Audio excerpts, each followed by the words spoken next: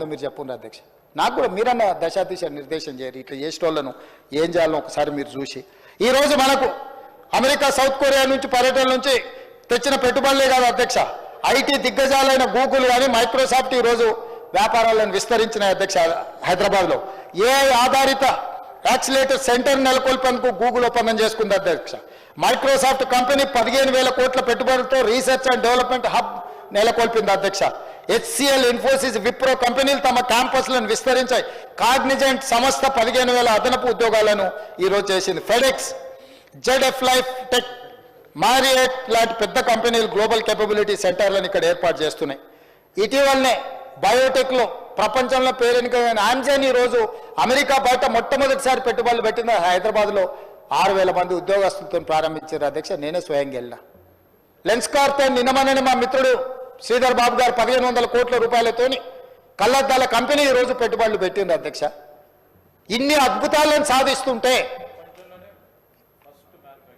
ప్రపంచంలోనే first manufacturing unit హైదరాబాద్లో తెస్తే అభినందించాల్సింది పోయి మమ్మల్ని తిట్టేదేంది అధ్యక్ష? నువ్వు అభినందించక పర్వాలేదు. మేము కట్టిన శిల్పారామం దగ్గర నువ్వు కావాలంటే సెల్ఫీ దిగు, సెల్ఫీ డబ్బా కొట్టుకో, మేమేం వద్దంటలేము. ఆ శిల్పారామం కూడా మేము కట్టింది, నువ్వు కట్టినావు. హైటెక్ సిటీ నేదురుమల్లి జనార్దన్ రెడ్డి గారు పునాది రాసి చంద్రబాబు నాయుడు గారు కట్టారు. అక్కడ కూడా ఫోటో దిగి పెట్టుకో, ఎవడొద్దు అంటుండే. నీకు కావాల్సింది గంతే కదా. రేపు కూడా ఇప్పుడు మా శ్రీధర్ బాబు గారు ప్రారంభించిన సంస్థలలో నువ్వు సెల్ఫీ దిగు, సెల్ఫీ డబ్బా కొట్టుకో, మేమేం వద్దనలేదే.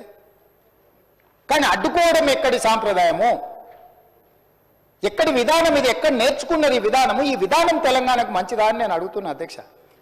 నాకు అర్థం కావట్లేదు అధ్యక్ష. 15 నెలల్లో వాళ్ళ విచిత్రమైన పోకడలు, వికృతమైన చేష్టలు. ఇట్లా ఆయన పెద్ద మనిషి అని చెప్పాలి కదా. ఈ పిల్లల కట్టి తెలియదు, తాడిపొంగడం లేని వాళ్ళు అనుకుందాం కాసేపటికి. పెద్ద మనిషి అని చెప్పాలి కదా, ఇది పద్ధతి కాదు, ఇది తప్పు అని. మన ఇళ్ళలో మన పెద్దలు మనకు చెప్పారా అధ్యక్ష? ఈ వయసులో కూడా నాకు అప్పుడప్పుడు జానారెడ్డి గారి దగ్గరకు వాళ్ళ దగ్గరకు పోతూ ఉంటాను. ఎందుకు? మనకంటే అనుభవం ఉన్నో లేదని చెప్తే నేర్చుకుందామనే కదా. మీ ఇంట్లోనే అనుభవం కలిగిన వాళ్ళు ఉన్నప్పుడు నువ్వు కూర్చోబెట్టి చెప్పొచ్చు కదా చంద్రశేఖరరావు గారు. మేమేం వద్దంటలేమే, చేయమనే అడుగుతున్నాం కదా. అదేవిధంగా అప్పుల గురించి మాట్లాడుతున్నారు అధ్యక్ష. అప్పుల గురించి ఒక మాట చెప్పాలి అధ్యక్ష. తెలంగాణ వచ్చినాక అప్పులు చేసిరని మా బట్టి విక్రమార్క గారు వైట్ పేపర్ రిలీజ్ చేశారు. వైట్ పేపర్ రిలీజ్ చేసిన దాంట్లో 7,71,000 కోట్ల రూపాయల అప్పుల గురించి మాట్లాడారు. అయితే మీరు డిసెంబర్ తర్వాత మీరు చేసిన అప్పులు అందులో కలిపిర్రు అన్నాడు. నేను మా రామకృష్ణారావు గారిని అడిగిన, ఏంటండి విషయం అని. వారు కంప్లీట్గా లెక్క తీసి నాకు ఒక లెక్క తీసి ఇచ్చారు అధ్యక్ష. ఇది official, on record. If they wanted to challenge I'm there, నేనున్నా, ఛాలెంజ్. అవుట్ స్టాండింగ్ డెబిట్స్ 1/12/2023 నాటికి అప్పులు 6,69,257 కోట్లు. అదేవిధంగా పెండింగ్ బిల్స్ అంటే ఎంప్లాయీస్వి, క్యాపిటల్ వర్క్స్ అంటే ఇన్ఫ్రాస్ట్రక్చర్ చేసిన వర్కులవి, స్కీమ్స్వి 40,154 కోట్లు. అదేవిధంగా అదర్ పెండింగ్ బిల్స్ అంటే డిస్కామ్స్కి, ఎనర్జీ డ్యూసు, సింగరేణి ఇట్లాంటి సంస్థలలో ప్రభుత్వం, రాష్ట్ర ప్రభుత్వం వాళ్ళ దగ్గర కొన్నది. డిస్కామ్స్ ప్రైవేట్ సంస్థలు లాంటివి, అంటే గవర్నమెంట్కి వాళ్ళు సపరేట్ ఎంటిటీ, కార్పొరేషన్స్. సింగరేణి ఒక కార్పొరేషన్, అది ప్రైవేట్ ఎంటిటీని. అట్లే విధంగా SC ST subplan backlog payments 1,09,740 కోట్లు. ఇవి మొత్తం కలిపితే చంద్రశేఖరరావు గారు డిసెంబర్ 7, 2023 నాడు అధికారాన్ని బదలాయించిన రోజు 8,19,151 కోటి. ఇది నికరమైన లెక్క. ఇది నేను ఆస్తులు క్రియేట్ చేసినాయని అంటుంటాడు. ఆస్తులతో పాటు ఆ కాంట్రాక్టర్లకు ఇవ్వాల్సిన పేమెంట్లు, కరెంటు బిల్లులు, మిగతా పెండింగ్ పెట్టినవి కూడా అప్పే కదా. బ్యాంకులలో షూరిటీతో తెచ్చిన అప్పు కాదు, ప్రభుత్వం కట్టాల్సిన పెండింగ్ పెట్టి పారిపోయిన అప్పు అధ్యక్ష ఇది. ఇందులో కాంట్రాక్టర్ల బిల్లులునే ఇప్పుడు ఉద్యోగులకు రిటైర్ అయిన వాళ్ళకి వస్తలేవు అంటున్నారు. వాళ్ళు పెట్టిపోయింది అధ్యక్ష. 8,000 కోట్లు వాళ్ళే ఉన్నాయి. రిటైర్డ్ ఉద్యోగస్తులకు ఉన్న పెన్షన్స్ లేకపోతే ఇతర 8,000 కోట్లు వాళ్ళు ఇచ్చిపోయిన మోతనే కదా అధ్యక్ష. సో 8,19,151 కోటి ఈరోజు చంద్రశేఖరరావు గారు నాకు ఇచ్చిపోయినారు అధ్యక్ష. ఇంతకుముందు ఆయన 1,00,000 ఎన్నో కోట్లు అన్నాడు. ఎంత అప్పు తెచ్చినా కూడా నేను చెప్తాను. 1,60,000 అన్నాడా? 1,50,000, 1,52,000 కోట్లు అన్నాడు కదా అధ్యక్ష. అది తప్పు. ఎంత తెచ్చినామంటే మేము తెచ్చిన అప్పు 1 డిసెంబర్ 2023 నుంచి 28/2/2025 మీడియా మిత్రులు కూడా సావధానంగా వినాలి.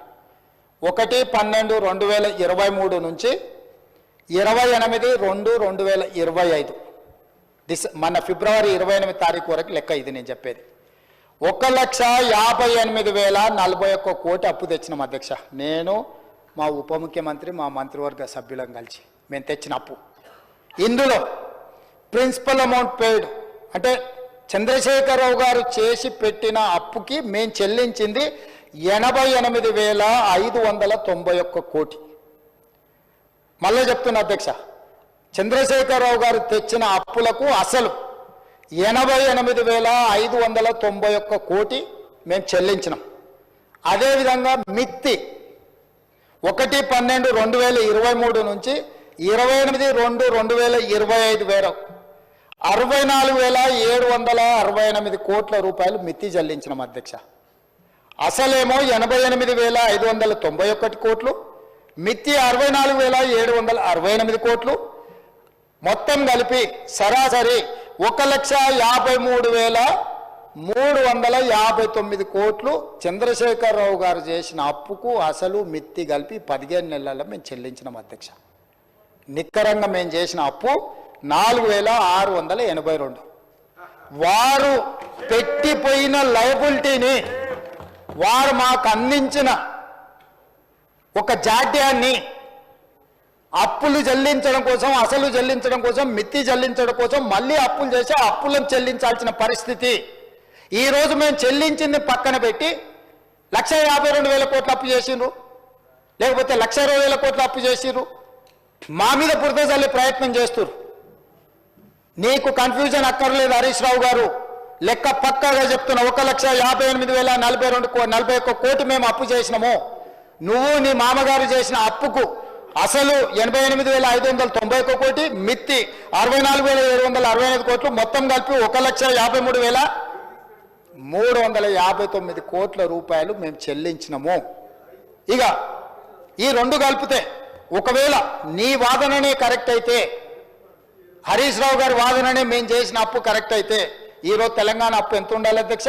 మేము చెప్పిన అంటే వాళ్ళ కాంట్రాక్టర్లకు పెండింగ్ పెట్టిపోయింది, వాళ్ళు డిస్కామ్లకు సింగరేణికి పెండింగ్ పెట్టిపోయింది, పక్కన తీస్తే 6,69,257 కోట్లు ప్లస్ మేము చేసిన అప్పు 1,58,041 కోటి కలిపితే తెలంగాణ అప్పు ఎంత ఉండాలి ఈరోజు అంటే 8,27,298 కోట్లు ఉండాలి అధ్యక్ష.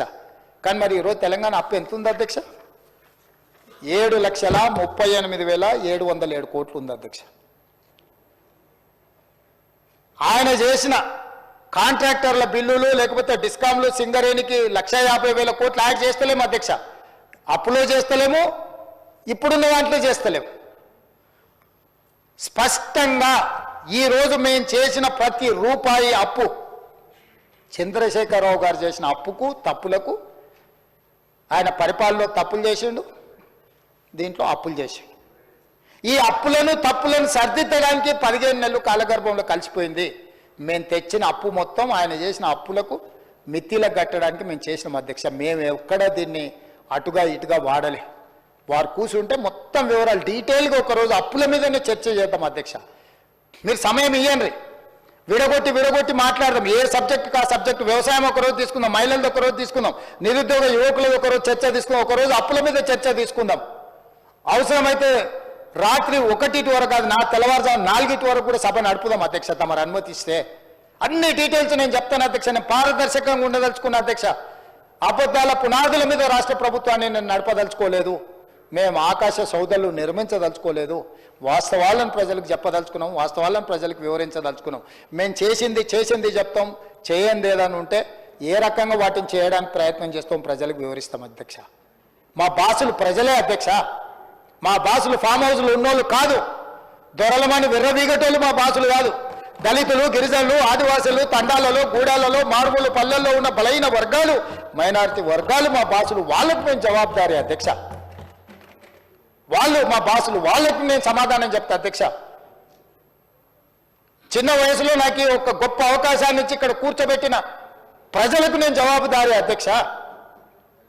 కానీ అడ్డగోలుగా మాట్లాడుతున్నప్పుడు వాస్తవాలను నేను చెప్పకపోతే ఇది తెలంగాణ సమాజానికి మేలు కాదని ఈరోజు నేను నిర్ణయం తీసుకొని అన్ని వివరాలు బయట పెడుతున్నా అధ్యక్ష. నేను సిద్ధం అధ్యక్ష. చంద్రశేఖరరావు గారు రమ్మని, వారంత అనుభవం లేదు, వారంత వయసు లేదు, వాదనలో ఓడించమని ఉండే అధ్యక్ష. ఎన్ని అబద్ధాలు చెప్తాడు ఆయన, చేతనైన అనుభవాన్నంతా రంగరించి అబద్ధాలు చెప్పమని నాకున్న పరిమితమైన జ్ఞానంతో నేను నిజాలు చెప్తా అధ్యక్ష. చూద్దాం నిజం గెలుస్తుందో అబద్ధం గెలుస్తుందో. వారు అప్పుడప్పుడు వచ్చేసిండు అంటారు. వచ్చేసిండు. కురుక్షేత్రం తెలుసు కదా మహాభారతంలో అధ్యక్ష. కురుక్షేత్ర యుద్ధంలో దుర్యోధనుడు మడుగులో దాక్కున్నాడు అధ్యక్ష. యుద్ధంలో పరిస్థితులను చూసి మడుగులో దాచుకుంటే మడుగులో నుంచి కూడా శ్రీకృష్ణుడు బయటకు రప్పించిండు అధ్యక్ష. దుర్యోధనుడు కూడా అప్పుడు బయటకు వచ్చింది. ఏం జరిగింది? ఓటమి అవమానంతో ఫామ్ హౌస్లో పండుకున్నాయన బయటికి రప్పించే శక్తి మాకు లేదనుకుంటున్నదా అధ్యక్ష? కావాలనుకుంటే ఎప్పుడైనా రప్పిస్తాం అధ్యక్ష. అట్లనే మన రప్పించి కూర్చోబెట్టి. అదేవిధంగా అధ్యక్ష, ప్రజాస్వామ్యం గురించి మాకు చెప్పబోతున్నారు.